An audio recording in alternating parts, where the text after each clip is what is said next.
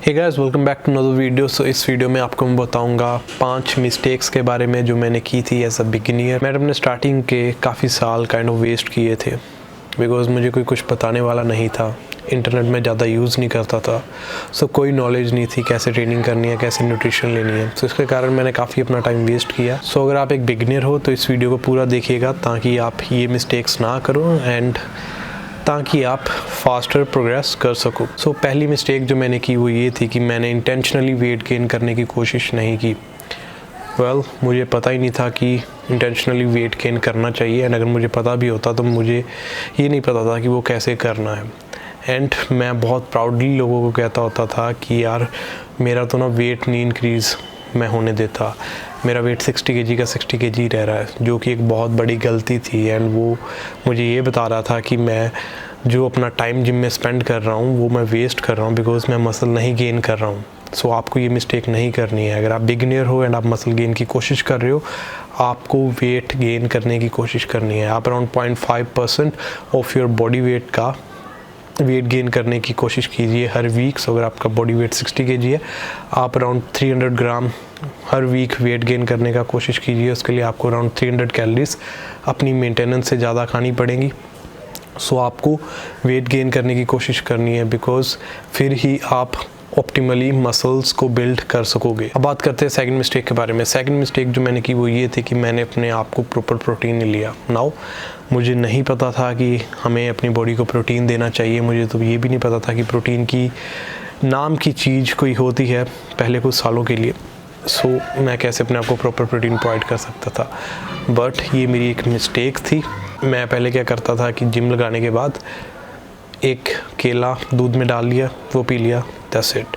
Then कुछ time बाद मुझे पता चला कि यार लोग एग्स खाते हैं। सो मैं अराउंड 4-5 एग वाइट्स ले लेता था वर्कआउट के बाद एंड दैट्स इट। देन कुछ टाइम बाद मुझे पता चला कि लोग कोई चीज़ है जो वे प्रोटीन है वो उसको भी लेते हैं। तो मैंने घर वालों से रिक्वेस्ट की कि यार मुझे वे प्रोटीन ले दो। उन्होंने वे प्रोटीन ले दिया। सो मैं एक स्कूप वे का लेता था वर्कआउट के बाद एंड फिर मैं सोचता था कि अब मैं बिग होऊंगा, अब मैं मस्कुलर होऊंगा।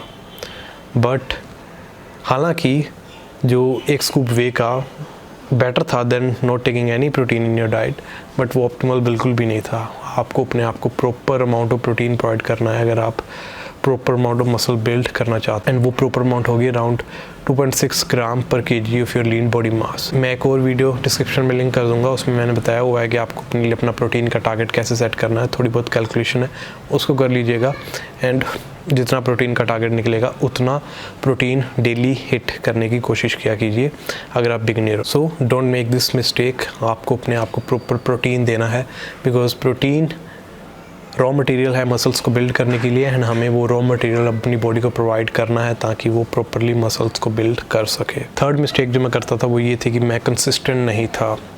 मैं 2 मंथ के लिए जिम जाता था, फिर छोड़ देता था, फिर 2 मंथ के लिए जिम जाता था, फिर छोड़ देता था। जब भी एग्ज़ाम आते थे मैं फिर जिम को छोड़ देता था। एक टाइम तो मुझे याद है कि मैंने 1 साल के लिए जिम नहीं लगाई।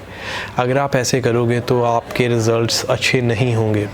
आप जितना को मसल गेन करोगे एंड वो आप तब भी करोगे अगर आप सब कुछ प्रॉपरली कर रहे हो। लेट्स अज्यूम कि आप वो कर रहे हो, जितना को आप मसल गेन करोगे देन जब आप छोड़ दोगे फिर उसको लूज़ कर लोगे, देन फिर उसको बिल्ड करोगे, देन फिर अगर छोड़ दोगे फिर उसको लूज़ कर जाओगे।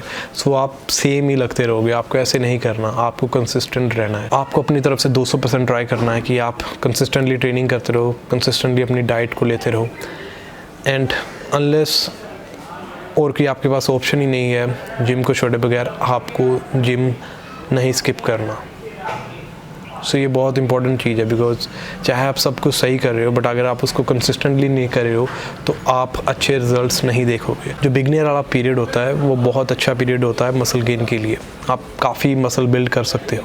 सो अगर आप सब कुछ सही करोगे एंड उसको कंसिस्टेंटली करते रहोगे तो आप बहुत जल्दी प्रोग्रेस करोगे एंड बहुत जल्दी आप मस्कुलर फिजिक अचीव कर सकते हो। सो फोर्थ मिस्टेक जो मैं करता था वो ये होती थी कि मैं एक ब्रो स्प्लिट फॉलो करता था। प्रो स्प्लिट मतलब कि एक दिन चेस्ट को ट्रेन कर लिया, एक दिन बैक को ट्रेन कर लिया, एक दिन लेग्स को कर लिया, एक दिन शोल्डर को कर लिया, एक दिन आर्म्स को कर लिया। नाउ ये जो स्प्लिट होती है, हाँ ये आपको मसल गेन देगी, बट अगर हम ऑप्टिमलिटी की बात करें तो ये बिल्कुल भी ऑप्टिमल नहीं है। आप as a natural lifter at least एक मसल को हफ्ते में 2 बार ट्रेन करना चाहते हो। सो बिकॉज जब आप एक बार मसल को ट्रेन करते हो तो उसमें जो मसल प्रोटीन सिंथेसिस है, मसल बिल्ड होने का प्रोसेस 48 से लेकर 72 घंटे तक चालू रहता है। उसके बाद वो प्रोसेस रुक जाता है। सो अगर आप मंडे को ट्रेन करने के बाद फिर उस मसल को मंडे को ट्रेन कर रहे हो एंड उसमें जो मसल प्रोटीन सिंथेसिस थी वो मंडे से लेकर थर्सडे तक की चालू रही थी, तो आपने फ्राइडे, सैटरडे एंड संडे को वेस्ट कर दिया। सो इसी कारण आप चाहते हो कि आप अपने एक मसल को हफ्ते में 2 बार ट्रेन करो। सो अगर आप push pull legs split follow कर रहे हो तो आपने एक बार मसल को मंडे को ट्रेन किया, देन आप फिर उसको थर्सडे को ट्रेन कर रहे हो। सो मंडे को ट्रेन किया, मसल प्रोटीन सिंथेसिस इंक्रीज़ हुई, थर्सडे तक वो नीचे आ गई, थर्सडे को आपने फिर उसको इंक्रीज़ कर दिया। फिर आपको थ्रू आउट द वीक उस मसल में ग्रोथ दिखेगी। सो आपको ब्रो स्प्लिट नहीं फॉलो करनी है, मसल को हफ्ते में एटलीस्ट 2 बार ट्रेन कीजिए। मैं ट्रेनिंग प्लान डिस्क्रिप्शन में लिंक कर दूंगा, आप उसको फॉलो कर सकते हो। वो बहुत बढ़िया ट्रेनिंग प्लान है अगर आप मसल गेन करना चाहते हो। सो फिफ्थ मिस्टेक जो मैं करता था वो ये थी कि मैं हर एक सेट पे फेलियर पे जाया करता था। एक दिन में बहुत ज़्यादा सेट्स करता था एक मसल ग्रुप के लिए, हर एक सेट पे फेलियर पे जाता था। एक उसका तो रिस्क ये है कि वो आपको इंजर कर सकता है, हालांकि मैं इंजर्ड नहीं हुआ था, मेरी किस्मत अच्छी थी। दूसरा, वो बहुत ज़्यादा फैटीग जनरेट करता है एंड वो आपके प्रोग्रेस को अफेक्ट करेगा। एंड इसके साथ साथ मुझे याद है कि उस टाइम पे मेरी स्लीप बहुत डिस्टर्ब्ड रहती थी। मैं रात को लेटा रहता था बट मुझे नींद नहीं आती थी।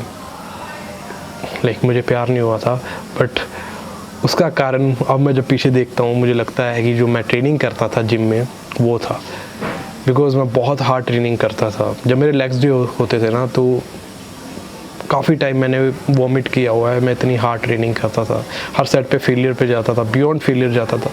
बट ये चीज़ सही नहीं है। आपको हर एक एक्सरसाइज के हर एक सेट में at least 1 rep away from failure तो रहना ही है। एंड कुछ एक्सरसाइजेज लाइक बाबल स्क्वाट हो गए, जैसे डेडलिफ्ट हो गए, बेंच प्रेस हो गई, इनमें 2 रैप अवे फ्रॉम फेलियर रहिए। जो फेलियर पे जाने का जितना वो हमें फ़ायदा मिलता है उससे काफ़ी ज़्यादा हमें नुकसान मिलता है। सो हमें फेलियर पे नहीं जाना। तो ये तो होगी 5 मेरी मिस्टेक। इसके बाद मैं आपको एक बोनस मिस्टेक के बारे में बताऊंगा। बोनस मिस्टेक ये भी कोई चीज़ होती है। ये मिस्टेक वो है जो मैं खुद नहीं करता था बट मैं आजकल बहुत बिगिनर्स को करते देखता हूँ अपनी जिम में, एंड उनको मैं ये बताता हूँ कि यार आप ये ना करो। एंड ये मिस्टेक ये है कि लोग हार्ड ट्रेनिंग नहीं करते, लोग फेलियर के पास नहीं जाते। मैंने आपको लास्ट पॉइंट में बताया कि यार मैं फेलियर पे बहुत जाता था एंड फेलियर के बियॉन्ड जाता था। अगर वो गलत है तो फेलियर के क्लोज ना जाना वो भी गलत है। हाँ, आपको फेलियर पे नहीं जाना, एक रैप फेलियर से दूर रहना है, बट आपको 5-5, 6-6, 7-7 रेपिटेशन अवे फ्रॉम फेलियर नहीं रहना है। जो किसी सेट में लास्ट वाले 5 से 7 रेपिटेशन होते हैं ना, वही आप मान सकते हो कि मसल गेन के लिए बेनिफिशियल है। नाउ अगर आप उन रैप्स के पास जा ही नहीं रहे हो तो आपको अच्छा मसल ग्रोथ का स्टिमुलस नहीं मिलेगा किसी सेट से। सो लोग क्या करते हैं कि वो किसी भी सेट को लगाने से पहले ही अपने दिमाग में एक नंबर डिसाइड कर लेंगे कि यार मुझे इतने रेपिटेशन लगाने हैं। मोस्ट कॉमन है 12, कि मुझे 3 सेट 12 रेपिटेशन के लगाने हैं। नाउ वो डंबल पकड़ेंगे, फॉर एग्जांपल अगर डंबल प्रेस कर रहे हैं एंड उसके 12 सेट लगा कर रख देंगे। वो नहीं देखेंगे कि यार मैं इसके और कितने रेपिटेशन लगा सकता था, मैं कितना फेलियर से दूर हूँ। एंड इन मोस्ट केसेस लोग बहुत फेलियर से ज़्यादा दूर होते हैं। एंड ऐसा हुआ है कि मैं लोगों को देख रहा हूँ कि यार इसने सेट तो ख़त्म भी कर दिया एंड ये तो फेलियर के बिल्कुल भी नज़दीक नहीं था। मैं देन उनको कहूँगा कि यार तुम तब रुकना अब जब मैं तुम्हें कहूँगा। सो अगर उन्होंने पहले सेट में 12 रेपिटेशन लगाए थे तो अगले सेट में वो 20-20 रेपिटेशन भी लगा देते हैं। सो इतना अगर आप फेलियर से दूर रहोगे तो आप मान सकते हो कि आप कोई भी मसल गेन का स्टिमुलस अपने आप को नहीं दे रहे हो। हाँ, अगर आप अभी स्टार्ट ही कर रहे हो, पहला दिन है, देन या मे बी 1 मंथ के लिए 2 मंथ के लिए ऐसी ट्रेनिंग कर भी आप थोड़े बहुत गेन्स ले लोगे, बट उसके बाद आपको फेलियर के पास जाना पड़ेगा, अदरवाइज़ आपको मसल गेन नहीं मिलेगा। नाउ मेरे केस में ये नहीं था फॉर्चुनेटली। हाँ, मैं बहुत ज़्यादा पुश करता था, बट मेरे ख्याल में बहुत ज़्यादा पुश करना बिल्कुल भी ना पुश करने से बेटर है। अगर हम ओनली मसल गेन की बात कर रहे हैं, जो फेलियर के बियॉन्ड ट्रेन करने के साइड इफ़ेक्ट है उसको अगर हम छोड़ दें, तो मसल गेन की अगर बात करें तो फेलियर पे जाना मच बेटर है then staying 8-10 reps away from failure. So आपको ये मिस्टेक नहीं करनी है। मेक श्योर कि आप फेलियर के पास जा रहे हो। एक रैप फेलियर से दूर रहो, बट 10-10 रेपिटेशन फेलियर से अगर आप दूर रहोगे तो आप मसल गेन नहीं कर पाओगे। चाहे जितनी मर्जी अच्छी आप न्यूट्रिशन ले लो, चाहे जो मर्जी अपने आप को दे दो, आपको प्रॉपर ट्रेनिंग का स्टिमुलस देना है जिम में, देन ही न्यूट्रिशन काम करेगी। ओनली न्यूट्रिशन कुछ भी नहीं करेगी। ओके, सो मेक श्योर कि आप प्रॉपर एफर्ट डाल रहे हो सेट में एंड उसको फेलियर के पास लेकर जा रहे हो। सो या that's it guys. So these were the 5 mistakes जो मैंने की एंड एक बोनस मिस्टेक जो मैंने आपको बताई। आप इन मिस्टेक्स को मत कीजिए ताकि आप फास्ट प्रोग्रेस कर सको एंड मेरी तरह बहुत अपना टाइम वेस्ट मत करो। सो अगर आपको वीडियो पसंद आई तो make sure to give it a thumbs up. Comment कीजिए अगर आपके मन में कोई भी डाउट है। शेयर कीजिए वीडियो किसी बिगिनर के साथ जो आपका फ्रेंड है एंड सब्सक्राइब कीजिए अगर आपने नहीं किया। That's it. I will meet you guys in the next one. Take care.